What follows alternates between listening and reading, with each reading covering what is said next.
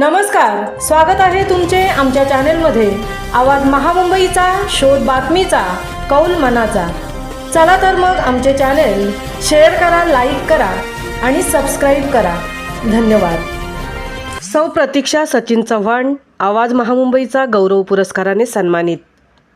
प्रतीक्षा चव्हाण या धर्मराज सामाजिक प्रतिष्ठानच्या संस्थापक अध्यक्षा असून जनशिक्षण संस्थान रायगडमध्ये अकाउंट मॅनेजर या पदावर कार्यरत आहेत।